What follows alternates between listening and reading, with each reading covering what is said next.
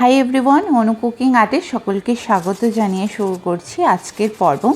আজকে আমি শেয়ার করব রমজান স্পেশাল মোচমোচে ফুলকো বেগুনি।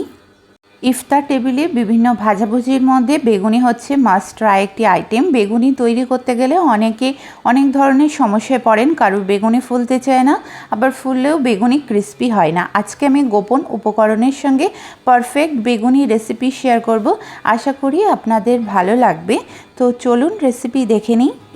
বেগুনি বানানোর জন্য এখানে আমি লম্বা স্লাইস এর বেগুন থেকে কেটে নিয়েছি। আপনারা চাইলে যে কোনো সাইজের বেগুন থেকে বানাতে পারেন। বেগুনের স্লাইসগুলো দেখতেই পাচ্ছেন, খুব বেশি মোটা বা পাতলা নয়। এবার বেগুনের স্লাইসগুলোকে জলের মধ্যে দিয়ে 2 চামচ লবণ দিয়ে দেব। এই লবণ জলে বেগুনগুলোকে ভিজিয়ে রাখবো 15 মিনিট। ফলে বেগুনিগুলো যখন রেডি করব, তারপরে ভিতরের বেগুনের অংশটা থাকবে, সেটা পানসা লাগবে না, খুবই মজা হবে খেতে। এইবার বেসনের মিশ্রণটি রেডি করব। তার জন্য লাগছে 1 কাপ বেসন, হাফ কাপ কর্নফ্লাওয়ার। কর্নফ্লাওয়ারের পরিবর্তে এখানে চালের গুঁড়োও দিতে পারেন, বাট আমি কর্নফ্লাওয়ার দিয়েই ভালো রেজাল্ট পেয়েছি। ময়দা দেব 2 চামচ। এখানে ময়দা কিন্তু অবশ্যই ব্যবহার করতে হবে, এবং সুজি দিয়ে দেব ক্রিস্পি হওয়ার জন্য। ময়দা এবং কর্নফ্লাওয়ারই গোপন উপকরণ। এইবার সমস্ত শুকনো উপকরণগুলোকে একটি হ্যান্ড মিক্সের মাধ্যমে ভালো করে মিক্স করে নেবেন। এইবার এর মধ্যে দিয়ে দিচ্ছি কালো জিরা, আপনারা চাইলে স্কিপ করতে পারেন। দেন হাফ চামচ আদা রসুনের পেস্ট দিয়ে দেব, হাফ চামচ জিরার গুঁড়ো, হাফ চামচ লবণ দেব, হাফ চামচ লঙ্কার গুঁড়ো দেব, দিয়ে ভালো করে মিক্স করে নেব।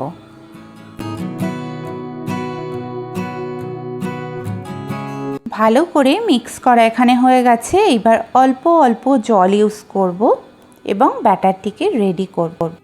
এই ব্যাটারটিকে একেবারে জল দিয়ে রেডি করা যাবে না, অল্প অল্প জল অ্যাড করে ব্যাটারটিকে রেডি করব। এতে করে ব্যাটারের মধ্যে কোনো লাম্পস থাকবে না, ব্যাটারটা সফট ও স্মুথও হবে।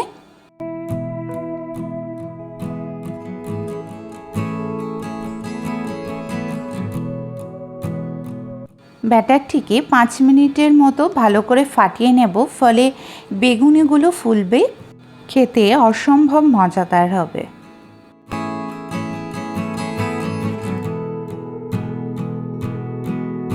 বেগুনির জন্য ব্যাটারটা এখানে রেডি হয়ে গেছে। ব্যাটারের কনসিস্টেন্সিটা কেমন হবে সেটি দেখিয়ে দিচ্ছি। আমার হাতের আঙুল একটি ডিপ করে দেখাচ্ছি। আঙুলটা ওঠানোর পরে এক্সেস ব্যাটারটা দেখুন পড়ে গেছে। আঙুলের গায়ে ব্যাটারটা ভালোভাবে কোটিং হয়ে আছে।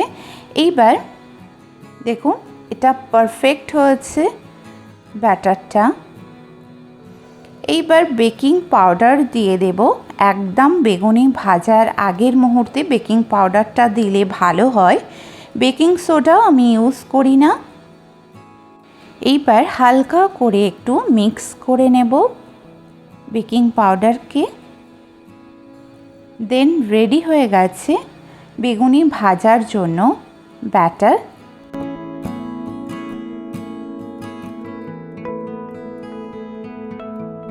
এইবার বেগুনের একটি স্লাইস নিয়ে ভালো করে ডিপ করেছি, ঠিক এই রকমভাবে,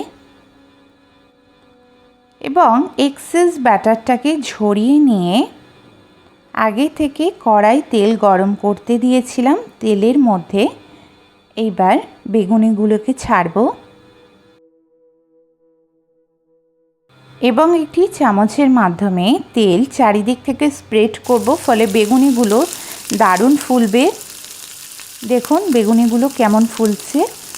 হাতে কিন্তু একটু সময় নিয়ে বেগুনিগুলোকে ভাজতে হবে, ফলে বেগুনিগুলো অনেক সময়ের জন্য ক্রিস্পি থাকবে।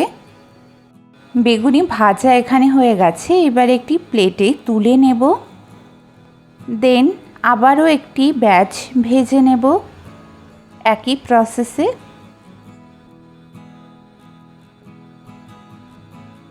এবং বারে বারে তেলগুলো কিন্তু সাইড থেকে এইভাবে স্প্রেড করতে হবে, ফলে বেগুনিগুলো ফুলবে। এখানে সব বেগুনিগুলি ভাজা হয়ে গেছে। এইবার একটু সার্ভ করে দেখাচ্ছি কত সুন্দর হয়েছে। এইবার বেগুনিগুলোকে তুলে দেখাচ্ছি কতটা ক্রিস্পি এবং ফুলকো তৈরি হয়েছে। আর ভিডিও করতে করতে বেগুনি যেহেতু ঠান্ডা হয়ে গেছে, তারপরও কতটা ক্রিস্পি ও ফুলকো আছে, যেটা দোকানের বেগুনিকেও হার মানাবে। দেখুন,